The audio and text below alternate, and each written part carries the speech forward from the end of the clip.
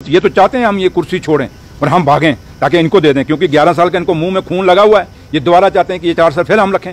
तो हम कभी भी जम्मू कश्मीर का कत्ल नहीं होने देंगे। IAS अफसर LG साहब के नीचे हैं, वो LG साहब को शाम को पूछते हैं जनाब क्या करें, आका क्या हुक्म है, आका आगे से मुकर जाते हैं तो वो भी चुप होकर बैठ जाते हैं। तो LG साहब की पुलिस है ना, LG साहब को बोलो ये ड्रग्स क्यों नहीं रुक रहा, रुकवाइए ना। ये मोटरकेड मत छीनिए, ये सिक्योरिटी मत घटाइए, आप ड्रग्स को कम करिए। इलीगल माइनिंग कौन करा रहा है, छेड़ोगे तो बड़ा कुछ निकल जाएगा। हम बड़ा कुछ बोलेंगे लेकिन हम बोल नहीं रहे, हम सब कुछ अपने पे ले रहे हैं, लोगों का गुस्सा अपने पे ले रहे हैं। आप लोगों का भी गुस्सा हम लेते हैं, पत्रकारों को भी हम ले रहे हैं। जब एक वक्त अब साल हो गया है, अब सबर का बांध भी टूटना शुरू हो गया।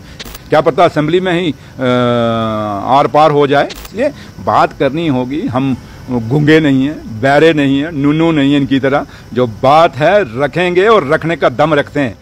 शेर कश्मीर ने जब लोगों को लैंड टू टिलर दिया था, आज भी वो ज़मीनें उन लोगों के पास हैं। अगर छीनी जा रही हैं तो ये बीजेपी के दौर में छीनी जा रही हैं। आज सरकारी रकमों के नाम पे नहीं छीन रहे क्या, कस्टोडियन के नाम पे, काफ के नाम पे, क्या ये छीन नहीं रहे हैं? घास चराई के नाम पे छीन नहीं रहे हैं, लेकिन खुद घास चराई भी कब्जा मार रहे हैं, खुद वाटर बॉडी में भी बिल्डिंगें बना रहे हैं। मैं कितने आपको इंस्टेंसेस दे सकता हूँ। इसलिए बात करनी होगी। हम गूंगे नहीं हैं, बहरे नहीं हैं, नूनू नहीं हैं इनकी तरह। जो बात है रखेंगे और रखने का दम रखते हैं। इसलिए नेशनल कॉन्फ्रेंस मजबूत है। लेकिन मैं जम्मू कश्मीर के लोगों को एक ही अपील आप लोगों के माध्यम से करूंगा कि आप लोग होशियार रहिए, खबरदार रहिए, गुमराह मत होइए। ये नेशनल कॉन्फ्रेंस ये तो चाहते हैं हम ये कुर्सी छोड़ें और हम भागें ताकि इनको दे दें, क्योंकि 11 साल का इनको मुंह में खून लगा हुआ है। ये दोबारा चाहते हैं कि ये 4 साल फिर हम रखें।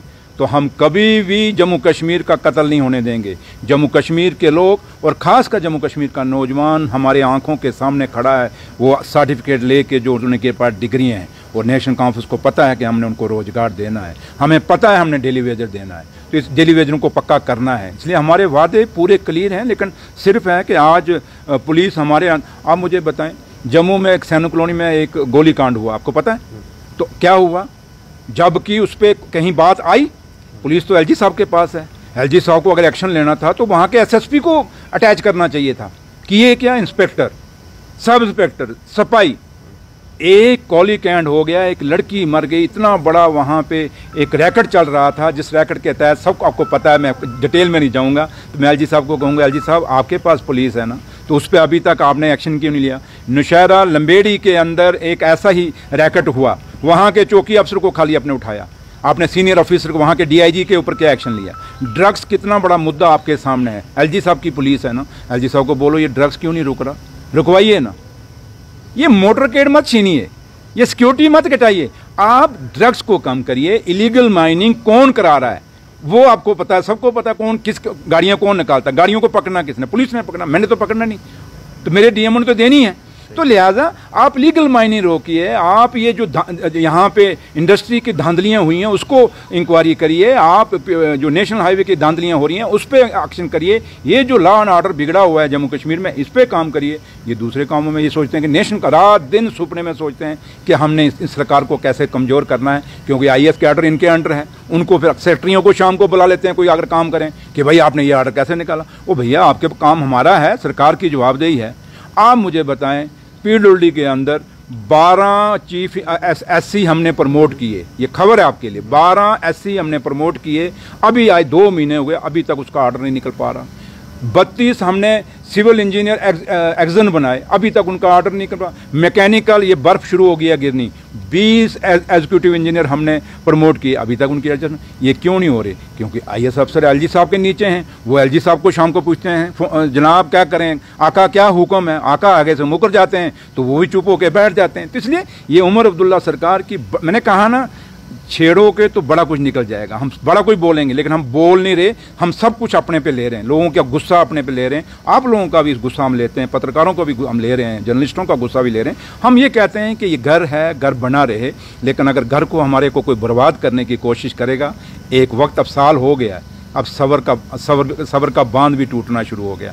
यहाँ बाखड़ा नंगर टूट गया, यहाँ सलाल का बांध खोलना पड़ा, आखिर हमारा बांध भी एक दिन सबर का खुलेगा और इनको जवाब देना पड़ेगा। लेकिन वक्त आने वाला है और क्या पता असेंबली में ही आर पार हो जाए। आप देखो, क्योंकि अगर उनके बोलेंगे तो हमारे नहीं है क्या, हमारे लोग भी हैं। शेर कश्मीर के भी सिपाही असेंबली में होंगे, मुकाबला होगा, बात तकरार होगी और तकरार पे एक एक जवाब दिया जाएगा। हम डरने वालों से नहीं, हम मजबूत लोग हैं और हम डरते इसलिए नहीं क्योंकि जम्मू कश्मीर की आवाम हमारे साथ है, वो रब हमारे साथ है। उस रब ने हमें जिता के भेजा है, हमें जम्मू कश्मीर की आवाम ने जिता के भेजा है।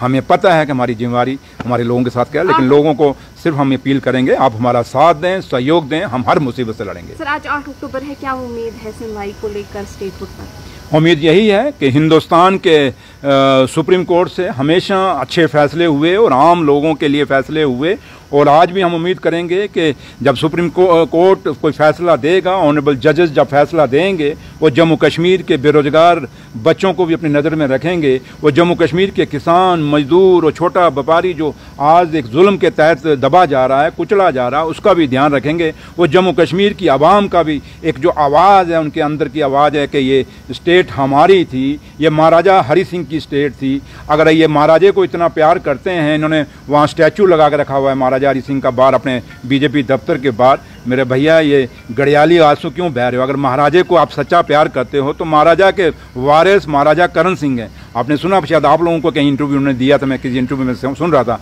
उन्होंने कहा ये स्टेट का दर्जा वापस मिलना चाहिए। जो महाराजा हरि सिंह के वारिस हैं महाराजा करण सिंह, वो भी कहते हैं ये स्टेट हमारी है, स्टेट हमने बनाई हुई है। तो ये स्टेट अगर वो भी मांग रहे हैं, जम्मू कश्मीर की आवाम भी मांग रही है, तो उम्मीद करते हैं कि हिंदुस्तान की सुप्रीम कोर्ट इन सारी चीज़ों को देखते हुए अच्छा फैसला लेगी, और फैसला यही होगा कि हमारा स्टेट का दर्जा बहाल हो। वरना लद्दाख तो जिस दिन 2019 में जब वो उनको ड्यूटी मिला था, उन्होंने लड्डू बांटे, ढोल बांटे, तो आज रो रहे हैं बेचारे। अब देखो आपके सामने क्या हुआ है। हम वो हैं जो उस समय भी दुखी थे और आज भी दुखी हैं। हमने तब भी ढोल नहीं पीटे और तब भी मिठाई नहीं बांटी, और आज भी हम नहीं बांट रहे और ना ढोल पीट रहे हैं। हम क्यों? कि हम असूलों पे चल रहे हैं, और हमारे असूल ये हैं कि जम्मू कश्मीर एक स्टेट है, ये स्टेट होनी चाहिए और रहनी चाहिए। और हमारी, क्योंकि ये वादा सुप्रीम कोर्ट को प्राइम मिनिस्टर साहब ने किया हुआ है, होम मिनिस्टर साहब ने किया हुआ है, और ये वो वादा है जो होम मिनिस्टर साहब ने पार्लियामेंट में कहा था कि जम्मू कश्मीर की ज़मीनें, जम्मू कश्मीर का रोज़गार बाहर के लोगों को नहीं लेने देंगे। तो आज देखें कितने लोग यहाँ बड़े, गरीब तो कोई बेचारा यहाँ आएगा नहीं, बाहर आएगा तो अमीर। कितने होटल, कितनी इंडस्ट्री, कितना आपकी ज़मीनें जो पिकनिक स्पॉट हैं आपके, ये बड़े बड़े अमीर लोग खरीद रहे हैं। क्योंकि एक आम वो दिहाड़ी भी जो फुटपाथ पे दिल्ली पे सोता है, वो क्या यहाँ जगह ले गया आके। तो इसलिए ये अमीरों के लिए एक व्यापार बनाया हुआ है। तो यही हम समझते हैं कि ये फैसला हमारे हक में आएगा सुप्रीम